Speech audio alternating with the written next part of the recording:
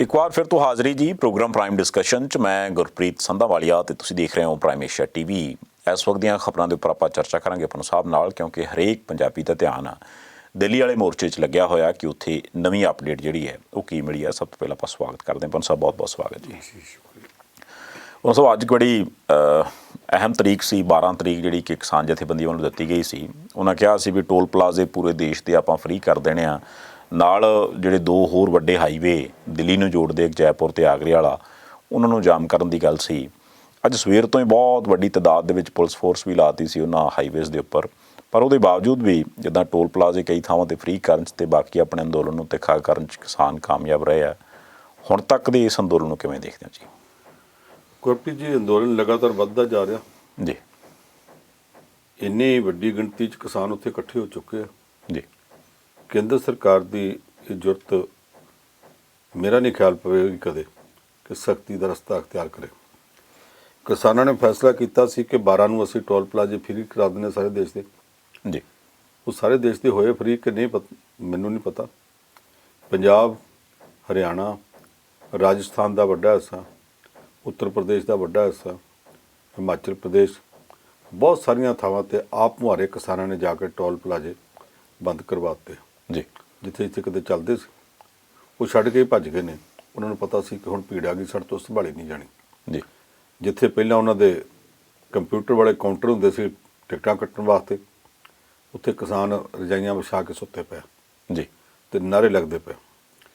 ਦੂਸਰਾ ਮਸਲਾ ਸੀ ਕਿ ਜਿਹੜੇ ਦੋ ਹਾਈਵੇ ਅਜੇ ਤੱਕ ਬੰਦ ਨਹੀਂ ਕੀਤੇ, ਦਿੱਲੀ ਨੂੰ ਆਉਣ ਵਾਲੇ ਹਾਈਵੇ ਕਹਿ ਲਓ ਜਾਂ ਥੋੜ੍ਹੇ 'ਤੇ ਪ੍ਰਮੋਟ ਕਰਕੇ ਨੇ ਐਕਸਪ੍ਰੈਸ ਵੇ ਬਣਾਤੇ, ਜੀ। ਜੀ। ਉਹ ਵੀ ਬੰਦ ਕਰਨੇ ਸੀ। ਉਹ ਅੱਜ ਇਹਨਾਂ ਨੇ ਬੰਦ ਨਹੀਂ ਕੀਤੇ, ਭਲਕ 'ਤੇ ਪਾ ਦਿੱਤਾ ਕਿ 13 ਤਰੀਕ ਨੂੰ ਕਰਾਂਗੇ। ਇਹਦੇ ਨਾਲ ਥੋੜ੍ਹਾ ਜਿਹਾ ਸਰਕਾਰ ਨੂੰ ਸ਼ਾਇਦ ਸਾਹ ਸੌਖਾ ਹੋਇਆ ਵੀ ਇੱਕ ਦਿਨ ਲੰਘ ਗਿਆ, ਜੀ। ਪਰ ਇੱਕ ਦਿਨ ਹੀ ਭਲਕੇ 13 ਤਰੀਕ ਤੋਂ ਉਹ ਵੀ ਬੰਦ ਕਰ ਦਿੱਤੇ ਜਾਣੇ। ਅੱਜ ਨਾ ਕਰਨ ਦਾ ਇੱਕ ਕਾਰਨ ਇਹ ਸੀ ਕਿ ਰਾਜਸਥਾਨ ਤੋਂ, ਉੱਧਰੋਂ ਉੱਤਰ ਪ੍ਰਦੇਸ਼ ਤੋਂ, ਅੱਡ-ਅੱਡ ਥਾਵਾਂ ਤੋਂ ਕਿਸਾਨਾਂ ਦੇ ਬਹੁਤ ਵੱਡੇ ਜਥੇ ਤੁਰੇ ਹੋਏ ਆ, ਜਿਹੜੇ ਜਥਿਆਂ ਨੂੰ ਰਾਜਸਥਾਨ ਦੀ ਸਰਕਾਰ ਤਾਂ ਰੋਕਦੀ ਨਹੀਂ। ਜੀ। ਕਾਂਗਰਸ ਸਰਕਾਰ ਆ, ਉੱਧਰ ਤਾਂ ਸਿੱਧੇ ਛਾਲਾਂ ਮਾਰਦੇ ਤੁਰੇ ਆਉਂਦੇ ਆ। ਯੂਪੀ ਦੇ ਵਿੱਚੋਂ ਆਉਂਦਿਆਂ ਨੂੰ ਯੋਗੀ ਆਦਿੱਤਿਆਨਾਥ ਦੀ ਸਰਕਾਰ ਨੇ ਪਹਿਲਾਂ ਰਾਕੇਸ਼ ਟਿਕੈਤ ਦੇ ਜਥੇ ਨੂੰ ਵੀ ਰੋਕਿਆ ਸੀ। ਜਿਹੜੇ ਜਥੇ ਹੁਣ ਆ ਰਹੇ ਉਹਨਾਂ ਨੂੰ ਵੀ ਰੋਕਿਆ ਜਾ ਰਿਹਾ। ਜਿਹੜੇ ਜਥੇ ਉੱਤਰਾਖੰਡ ਤੋਂ ਆਏ ਨੇ ਉਹਨਾਂ ਨੂੰ ਵੀ ਰੋਕਿਆ ਗਿਆ। ਜੀ। ਇਹ ਸਾਰੇ ਪਾਸੇ ਤੋਂ ਰੋਕਿਆ ਜਾ ਰਿਹਾ। ਇੱਧਰ ਪੰਜਾਬ ਤੋਂ ਵੀ ਬਹੁਤ ਵੱਡਾ ਜਥਾ ਗਿਆ। ਮਹਾਰਾਸ਼ਟਰ ਵਿੱਚ ਬੈਠੇ NCP ਦੇ ਨੇਤਾ ਸ਼ਰਦ ਪਵਾਰ ਦੀ ਰਿਪੋਰਟ, ਕਹਿੰਦੇ ਉਹਨੇ ਆਖਿਆ, ਇਹ ਹੁਣ ਮੈਨੂੰ ਨਹੀਂ ਪਤਾ, ਉਹਦੀ ਆਪਣਾ ਬਿਆਨ ਮੈਂ ਸਿੱਧੇ ਤੌਰ 'ਤੇ ਨਹੀਂ ਪੜ੍ਹਿਆ, ਜੀ। ਕੁਝ ਏਜੰਸੀਆਂ ਨੇ, ਕੁਝ ਪੱਤਰਕਾਰਾਂ ਨੇ ਆਖਿਆ ਕਿ ਸ਼ਰਦ ਪਵਾਰ ਕਹਿੰਦਾ ਜੀ 700 ਟਰੈਕਟਰ ਟਰਾਲੀਆਂ ਹੋਰ ਆ ਗਏ ਨੇ। ਜੇ ਇੱਕ ਟਰੈਕਟਰ ਟਰਾਲੀ ਦੇ ਵਿੱਚ 40 ਜਣੇ ਵੀ ਆਉਂਦੇ ਹੋਣ ਤੇ ਤੁਸੀਂ ਸਮਝ ਲਓ 28-30 ਹਜ਼ਾਰ ਬੰਦੇ ਤੇ ਹੋਰ ਆ ਗਏ। ਜੀ। ਜੇ ਰੋਜ਼ ਦੇ ਕਦੇ 20,000 ਵੱਧਦੇ, ਕਦੇ 30,000 ਵੱਧਦੇ, ਕਦੇ 40,000 ਵੱਧਦੇ, ਜਿੰਨੀ ਤੇਜ਼ੀ ਨਾਲ ਵੱਧ ਰਹੇ ਨੇ। ਸਰਕਾਰ ਪਹਿਲੇ ਦਿਨ ਤੱਕ ਕਹਿੰਦੀ ਸੀ ਲੱਖ ਵੀ ਨਹੀਂ। ਇਸ ਵੇਲੇ ਦੀਆਂ ਗਿਣਤੀਆਂ ਇਹ ਆ ਕਿ 3 ਲੱਖ ਤੋਂ ਵੱਧ ਕਿਸਾਨ ਉੱਥੇ ਹੋ ਚੁੱਕੇ। ਜੀ। ਇੰਨਾ ਵੱਡਾ ਜਿਹੜਾ ਮੋਰਚਾ ਅੱਜ ਤੱਕ ਕਦੇ ਭਾਰਤ ਦੇ ਲੋਕਾਂ ਨੇ ਵੇਖਿਆ ਨਹੀਂ। ਸਾਡੇ ਵਰਗੇ ਲੋਕਾਂ, ਜਿਹੜੇ ਪੱਤਰਕਾਰੀ ਨਾਲ ਸੰਬੰਧ ਰੱਖਦੇ ਹਾਂ, ਅਸੀਂ ਵੀ ਕਦੇ ਨਹੀਂ ਕੋਈ ਵੇਖਿਆ। ਮੈਂ ਸਮਝਦਾ ਕਿ ਇਸ ਮੋਰਚੇ ਦੇ ਐਡੀ ਵੱਡੀ ਗਿਣਤੀ ਨੂੰ ਧਿਆਨ 'ਚ ਰੱਖਦਿਆਂ ਸਰਕਾਰ ਨੂੰ ਹੁਣ ਘੱਟੋ ਘੱਟ ਕੁਝ ਸ਼ਰਮ ਕਰਨੀ ਚਾਹੀਦੀ ਹੈ ਜੀ। ਕਿ ਅਸੀਂ ਕੀ ਭੂੰਡਾਂ ਦੀ ਖੱਖਰ ਛੇੜ ਬੈਠੇ ਹਾਂ।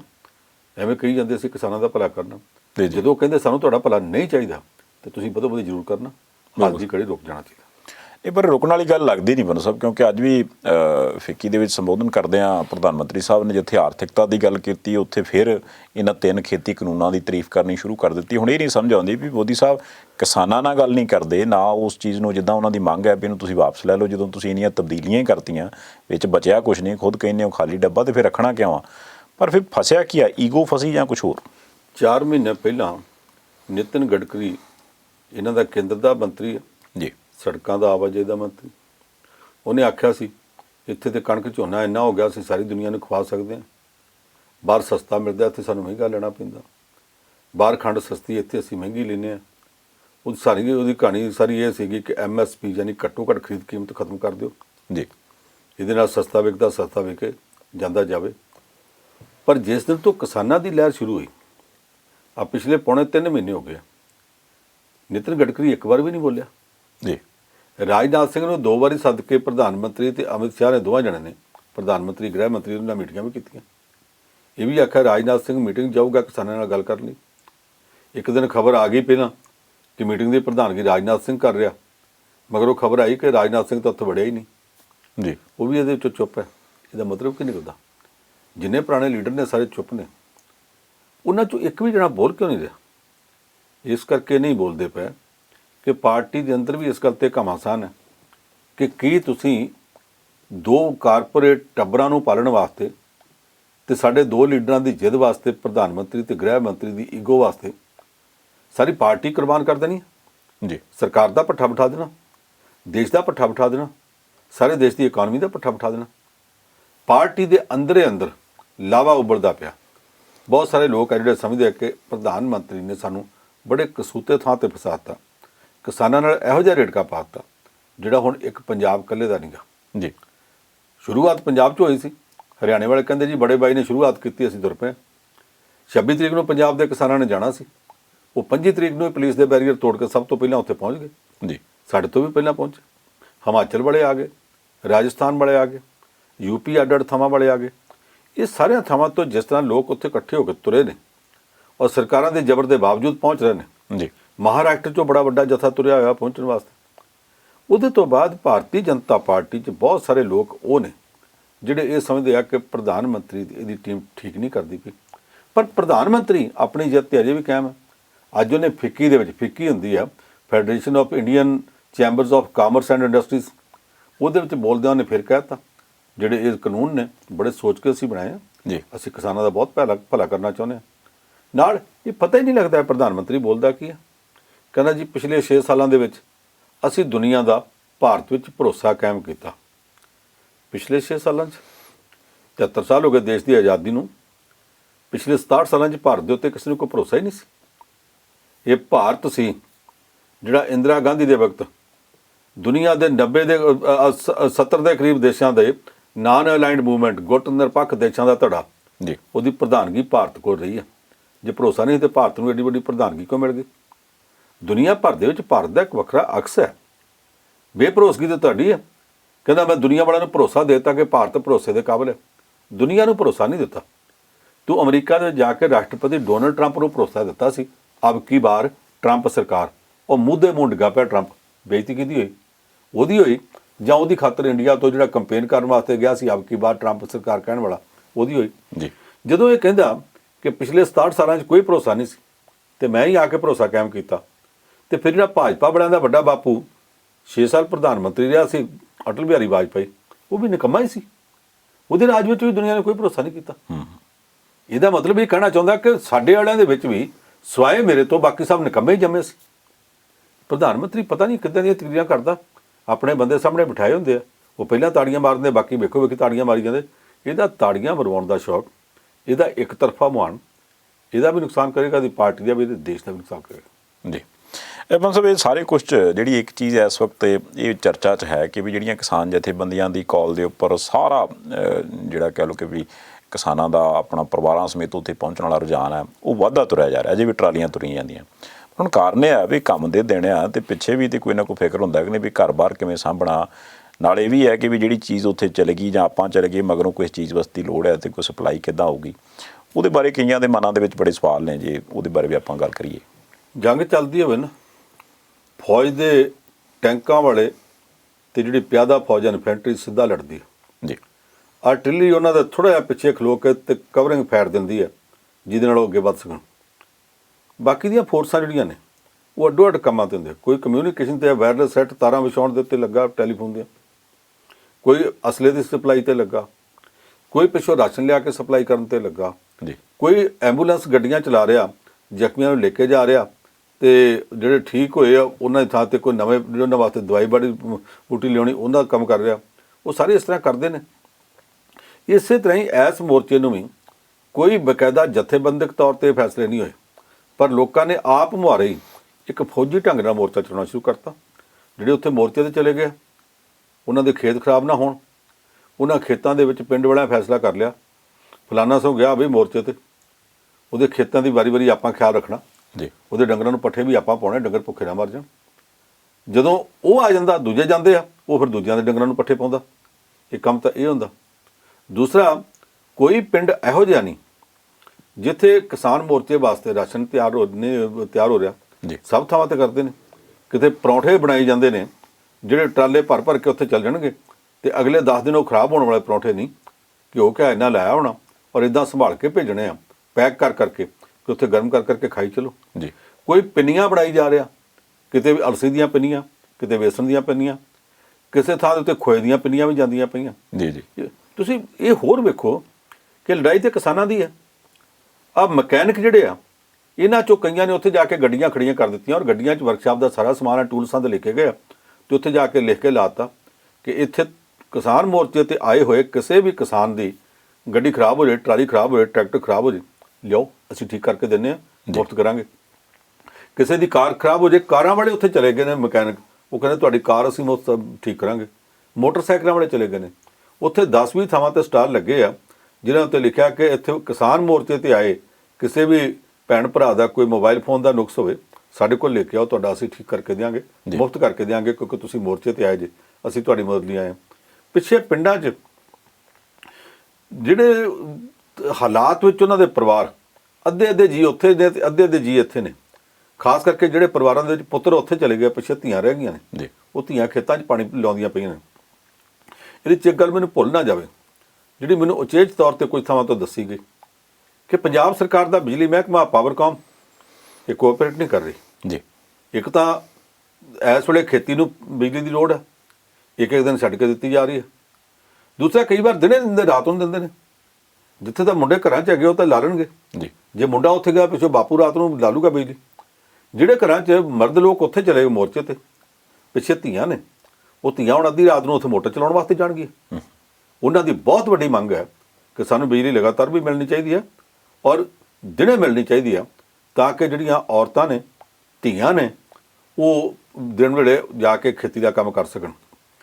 ਇੱਦਾਂ ਦੇ ਬਹੁਤ ਸਾਰੇ ਕੰਮ ਨੇ ਜਿਹੜੇ ਹੁੰਦੇ ਪਏ ਨੇ, ਪਰ ਮੈਂ ਉਹਨਾਂ ਲੋਕਾਂ ਦੇ ਹੱਥ ਦੀ ਦਾਤ ਦਿੰਦਾ ਵੀ ਕਿਸ ਤਰ੍ਹਾਂ ਇਹ ਮੋਰਚਾ ਚਲਾ ਰਹੇ ਨੇ, ਕਿੰਨੀ ਹਿੰਮਤ ਦਾ ਕੰਮ ਹੈ ਜਿਹੜਾ ਸਾਰੇ ਲੋਕ ਕਰਦੇ ਪਏ ਨੇ ਜੀ। ਇਹਦੇ 'ਚ ਸਾਡੇ ਕੋਲ ਇੱਕ ਖਬਰ ਅੱਜ ਇਹ ਵੀ ਆਈ ਹੈ ਕਿ ਜਿਹੜੀ ਪ੍ਰਧਾਨ ਮੰਤਰੀ ਨੇ 2019 ਦੀਆਂ ਪਾਰਲੀਮੈਂਟ ਚੋਣਾਂ ਤੋਂ ਪਹਿਲਾਂ ਸਕੀਮ ਚਲਾਈ ਸੀ ਕਿ ਹਰ ਕਿਸਾਨ ਨੂੰ ਸਾਲ ਦਾ 6000 ਰੁਪਇਆ ਦਿਆਂਗੇ, 4-4 ਮਹੀਨਿਆਂ ਬਾਅਦ 2-2 ਹਜ਼ਾਰ ਰੁਪਏ ਪਾਉਣੇ ਜੀ।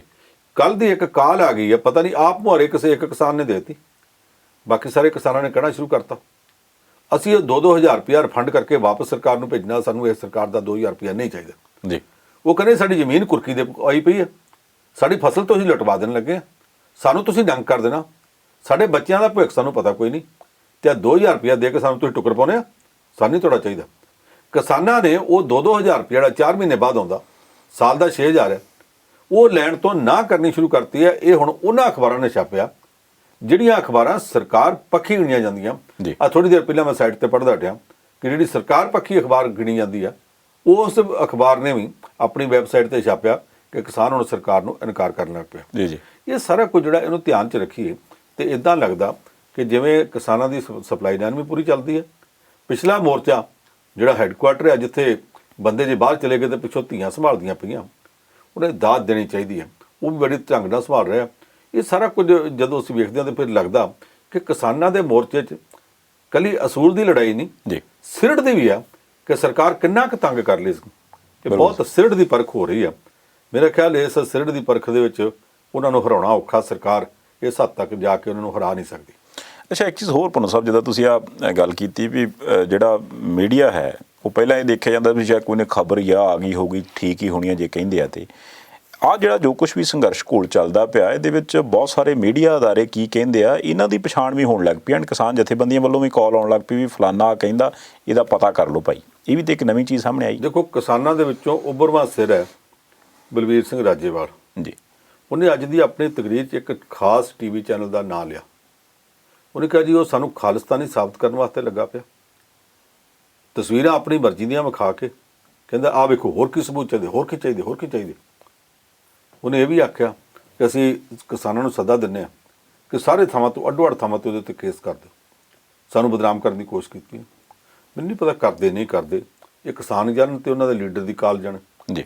ਪਰ ਮੈਂ ਇਹ ਗੱਲ ਕਹਿਣੀ ਚਾਹੁੰਦਾ ਉਹ ਇਹ ਕਿ ਦੇਸ਼ ਦੇ ਮੀਡੀਆ 'ਚ ਕੁਝ ਚੈਨਲ ਇਹੋ ਜਿਹੇ ਜਿਹੜੇ ਜਾਣ ਬੁੱਝ ਕੇ ਹੱਦ ਤੋਂ ਵੱਧ ਸਰਕਾਰ ਪੱਖੀ ਨੇ। ਇੱਕ ਚੈਨਲ ਤਾਂ ਸਰਕਾਰ ਦੇ ਪਿੱਛੇ ਖੜੀ ਜਿਹੜੀ ਜਥੇਬੰਦੀ ਆਪਣੇ ਆਪ ਨੂੰ ਨਾਨ ਪੋਲੀਟੀਕਲ ਕਹਿੰਦੀ ਹੈ ਜੀ ਪਰ ਸਾਰੀ ਪੋਲਿਟਿਕਸ ਚਲਾਉਣ ਦਾ ਯਤਨ ਕਰਦੀ ਹੈ। ਆਜ਼ਾਦੀ ਲਹਿਰ ਵੇਲੇ ਤੋਂ ਇਹੋ ਜਿਹੀਆਂ ਸ਼ਰਾਰਤਾਂ ਕਰਦੀ ਆਈ ਹੈ। ਉਸ ਜਥੇਬੰਦੀ ਦੇ ਨਾਂ ਤੇ ਇੱਕ ਚੈਨਲ ਚੱਲਦਾ, ਉਹ ਸਿੱਧੇ ਤੌਰ ਤੇ ਉਹ ਕਹਿੰਦੇ ਸਾਡਾ ਕੋਈ ਸੰਬੰਧ ਨਹੀਂ, ਪਰ ਸਾਰਿਆਂ ਨੂੰ ਪਤਾ ਕਿ ਚਲਾਉਂਦੀ ਜਥੇਬੰਦੀ ਉਹ ਆ। ਉਸ ਜਥੇਬੰਦੀ ਦਾ ਚੈਨਲ ਜਿਹੜਾ, ਉਹਦੇ ਰਿਪੋਰਟਰ ਜਾਣਬੁੱਝ ਕੇ ਉੱਥੇ ਜਾਂਦੇ ਆ ਜਿੱਥੇ ਕਿਸਾਨ ਭੜਕੇ ਪਏ ਆ। ਕਿਸਾਨ ਕਹਿੰਦੇ ਇਹ ਤੁਹਾਡੇ ਨਾਲ ਗੱਲ ਨਹੀਂ ਕਰਨੀ। ਉਹ ਜਾਣਬੁੱਝ ਕੇ ਪ੍ਰਵੋਕ ਕਰਦੇ ਆ ਔਰ ਖਾਸ ਤੌਰ ਤੇ ਬੰਦਿਆਂ ਨੂੰ ਪਿੱਛੇ ਰੱਖ ਕੇ ਕੁੜੀਆਂ ਨੂੰ ਭੇਜ ਰਹੇ ਆ ਤਾਂ ਕਿ ਖਿੱਚ ਕੇ ਉਹ ਕਿਸਾਨ ਕੋਈ ਨਾ ਕੋਈ ਇੱਕ ਅੱਧੀ ਗੱਲ ਇਹੋ ਜਿਹੀ ਕਰ ਦੇਣ, ਸਰਕਾਰ ਨੂੰ ਦਖਲ ਦੇਣ ਦਾ ਮੌਕਾ ਮਿਲੇ, ਸਖਤੀ ਕਰਨ ਦਾ ਮੌਕਾ ਮਿਲੇ। ਇਹ ਇਸ ਤਰ੍ਹਾਂ ਦੀਆਂ ਜਿਹੜੀਆਂ ਸ਼ਰਾਰਤਾਂ ਜੀਆਂ, ਇਹ ਕੋਈ ਚੰਗੀ ਗੱਲ ਨਹੀਂ ਜਿਹੜੀਆਂ ਕੀਤੀਆਂ ਜਾ ਰਹੀਆਂ ਨੇ। ਪਰ ਕਿਸਾਨਾਂ ਦੀ ਲੀਡਰਸ਼ਿਪ ਬਹੁਤ ਠਰਮੇ ਵਾਲੀ ਹੈ। ਕਿਸਾਨਾਂ ਨੇ ਵੀ ਹੁਣ ਤੱਕ ਬਹੁਤ ਠਰਮਾ ਵਿਖਾਇਆ। ਜੀ ਇੱਕਾ ਦੁੱਕਾ ਘਟਨਾਵਾਂ ਨੇ, ਕੁਝ ਲੋਕ ਅੱਧ ਪੜ੍ਹੇ, ਕੁਝ ਅਨਪੜ੍ਹ ਵਿੱਚ ਜਿਹੜੇ ਗਏ ਆ, ਉਹਨਾਂ ਨੂੰ ਜਾ ਕੇ ਕੋਈ ਕਹਿੰਦਾ ਹਾਂ ਆਪਕੀ ਖਾਲਿਸਤਾਨ ਕੇ ਬਾਰੇ में क्या राय है, ਉਹ ਕਹਿੰਦਾ ਖਾਲਿਸਤਾਨ ਅਸੀਂ ਮੰਗਦੇ ਨਹੀਂ, ਮਿਲ ਕੇ ਰਹਿ ਲਾਂਗੇ। ਅੱਛਾ ਇੰਨੀ ਗੱਲ, ਜਿਹੜਾ ਪਹਿਲਾਂ ਸਵਾਲ ਕੀਤਾ ਹੁੰਦਾ ਉਹ ਛੱਡ ਦਿੰਦੇ ਆ, ਕਹਿੰਦੇ ਆਹ ਵੇਖੋ ਜੀ, ਆਹ ਵੇਖੋ ਕੀ ਕਹਿੰਦੇ ਆ। ਜਾਣਬੁੱਝ ਮੈਨੂੰ ਇੱਕ ਗੱਲ ਦਾ ਤਜਰਬਾ, ਜੀ ਇੱਥੇ 7-8 ਸਾਲ ਪਹਿਲਾਂ ਸਾਡੇ ਪੰਜਾਬ ਤੋਂ ਪਾਕਿਸਤਾਨੀ ਪੰਜਾਬ ਵਿੱਚ ਲੇਖਕਾਂ ਦਾ ਇੱਕ ਡੈਲੀਗੇਸ਼ਨ ਗਿਆ। ਜੀ ਉੱਥੋਂ ਦੇ ਟੀਵੀ ਚੈਨਲਾਂ ਵਾਲਿਆਂ ਨੇ ਮੁੜ ਕੇ ਸਾਰਿਆਂ ਨੂੰ ਆਖਿਆ ਇੰਟਰਵਿਊ ਦੇ। ਜਿਹੜੇ ਸਿਆਣੇ ਸਨ ਉਹਨਾਂ ਨੇ ਕਿਸੇ ਨੇ ਕੋਈ ਇੰਟਰਵਿਊ ਨਹੀਂ ਦਿੱਤੀ। ਦੋ ਵਿੱਚ ਕਮਲੇ ਸਨ, ਉਹਨਾਂ ਨੇ ਇੰਟਰਵਿਊ ਦੇ ਦਿੱਤੀ। ਉਹਦੇ ਵਿੱਚ ਉਹਨਾਂ ਨੇ ਗਿਣਨਾ ਸ਼ੁਰੂ ਕਰਤਾ ਕਿ ਸਾਡੇ ਭਾਰਤ ਵਿੱਚ ਆਹ ਨੁਕਸ ਨੇ, ਤੁਹਾਡੇ ਪਾਕਿਸਤਾਨ 'ਚ ਆਹ ਨੁਕਸ ਨੇ, ਸਾਡੀ ਭਾਰਤ ਦੀ ਸਰਕਾਰ ਇਸ ਤਰ੍ਹਾਂ ਕਰਦੀ ਹੈ, ਫੋਰਸਾਂ ਦੀ ਦੁਰਵਰਤੋਂ ਕਰਦੀ ਹੈ, ਤੁਹਾਡੀ ਪਾਕਿਸਤਾਨ ਦੀ ਵੀ ਕਰਦੀ ਹੈ। ਉਹ ਸਾਰਾ ਰਿਕਾਰਡ ਕਰੀ ਗਏ। ਜੋ ਕੁਝ ਸਾਡੇ ਉਹਨਾਂ ਬੰਦਿਆਂ ਨੇ ਪਾਕਿਸਤਾਨ ਬਾਰੇ ਆਖਿਆ ਸੀ ਉਹ ਸਾਰਾ ਕੱਟਤਾ। ਜੀ ਜੋ ਸਾਡੇ ਬੰਦਿਆਂ ਨੇ ਸਾਡੇ ਆਪਣੇ ਦੇਸ਼ ਬਾਰੇ ਪਾਕਿਸਤਾਨ 'ਚ ਜਾ ਕੇ ਆਖਿਆ ਸੀ ਉਹ ਸਾਰਾ ਚਲਾਤਾ। ਆਹ ਵੇਖੋ ਜੀ, ਭਾਰਤ ਤੋਂ ਆਏ ਲੋਕ ਭਾਰਤ ਦੀ ਸਰਕਾਰ ਬਾਰੇ ਪਿੱਟਦੇ ਆ ਕਿ ਬਹੁਤ ਮਾੜੀ ਸਰਕਾਰ ਹੈ, ਆ ਵੀ ਗਲਤ ਕਰਦੀ, ਆ ਵੀ ਗਲਤ ਕਰਦੀ, ਆ ਵੀ ਗਲਤ ਕਰਦੀ। ਪਰ ਇਹਨਾਂ ਨੂੰ ਹਕੀਮ ਨੇ ਦੱਸਿਆ ਸੀ, ਤੁਸੀਂ ਉੱਥੇ ਜਾ ਕੇ ਇੰਟਰਵਿਊ ਦਿਓ। ਇਹੀ ਗੱਲ ਹੁਣ ਇਸ ਵੇਲੇ ਮੁੜ ਕੇ ਰਾਜੇਵਾਲ,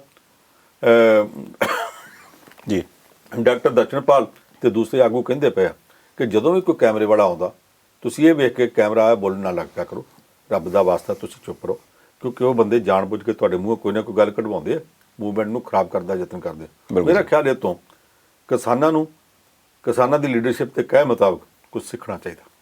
ਅੱਛਾ, ਇੱਕ ਪਾਸੇ ਹੋਰ ਚੀਜ਼ ਜਿਹੜੀ ਹੈ ਉਹ ਇਹ ਆ ਕਿ ਵੀ ਇਹ ਸਾਰੇ ਕੁਝ ਦੇ ਵਿੱਚ ਜੋ ਕੁਝ ਵੀ ਚਰਚਾ ਇਸ ਵਕਤ ਚੱਲਦੀ ਪਈ ਹੈ, ਉਹ ਜਿਹੜੀ ਇੱਕ ਦਿਨ ਜਥੇਬੰਦੀ ਉਗਰਾਹਾਂ ਵਾਲੀ ਹੈ, ਉਹਨਾਂ ਨੇ ਜਿਹੜਾ ਇੱਕ ਦਿਨ ਪ੍ਰੋਟੈਸਟ ਕੀਤਾ ਸੀ, ਉਹਦੇ ਵਾਲੀਆਂ ਫੋਟੋਆਂ ਵਾਲੀ ਫੁਟੇਜ ਨੂੰ ਵਾਰ-ਵਾਰ ਘੁਮਾਇਆ ਜਾ ਰਿਹਾ ਤੇ ਕਿਹਾ ਇਹ ਜਾ ਰਿਹਾ ਵੀ ਜਿਹੜੇ ਲੋਕ ਪਿਛਲੇ ਦਿਨਾਂ ਦੇ ਵਿੱਚ ਕ੍ਰਿਮੀਨਲ ਮਾਈਂਡਡ ਸੀਗੇ ਜਾਂ ਜੋ ਕੁਝ ਵੀ ਉਹ ਮੀਡੀਆ ਉਸ ਚੀਜ਼ ਨੂੰ ਦਿਖਾਉਂਦਾ, ਉਹਨਾਂ ਨੂੰ ਵੀ ਇਸ ਮੰਗ ਦੇ ਵਿੱਚ ਸ਼ਾਮਲ ਕਰ ਲਿਆ ਗਿਆ। ਤੁਸੀਂ ਆਪ ਹਿਸਾਬ ਲਾ ਲਓ ਕਿ ਕਿਸਾਨਾਂ ਦਾ ਪ੍ਰੋਟੈਸਟ ਹੈ ਜਾਂ ਕਿਸੇ ਹੋਰ ਦਾ। ਉਹ ਤੇ ਹਾਲਾਂਕਿ ਉਹਨਾਂ ਨੇ ਸਫਾਈ ਵੀ ਦਿੱਤੀ ਹੈ, ਪਰ ਉਹਨੂੰ ਕਿਵੇਂ ਦੇਖਦੇ ਹੋ ਤੁਸੀਂ? ਦੇਖੋ, ਮੈਂ ਇਸ ਗੱਲ 'ਚ ਨਹੀਂ ਜਾਂਦਾ ਕਿ ਉਹ ਬੰਦੇ ਅੱਜ ਦਾ ਉਹ ਵਿਸ਼ਾ ਨਹੀਂ ਗਾ, ਇਹ ਮੌਕਾ ਨਹੀਂ ਕਿ ਉੱਤੇ ਅਸੀਂ ਬਹਿਸ ਕਰੀਏ ਕਿ ਉਹਨਾਂ ਬੰਦਿਆਂ 'ਤੇ ਝੂਠੇ ਕੇਸ ਪਾਇਆ ਗਿਆ ਜਾਂ ਕੀ ਕੁਛ ਹੋਇਆ ਜੀ। ਉਹ ਮੁੱਦਾ ਵੱਖਰਾ ਸੀ। ਇਸ ਵਾਰੀ ਕਿਸਾਨਾਂ ਦਾ ਸਾਂਝਾ ਮੋਰਚਾ, ਇਸ ਮੋਰਚੇ ਦੇ ਵਿੱਚ ਸਿਰਫ ਤੇ ਸਿਰਫ ਕਿਸਾਨਾਂ ਦੀ ਗੱਲ ਹੋਣੀ ਚਾਹੀਦੀ ਸੀ ਜੀ।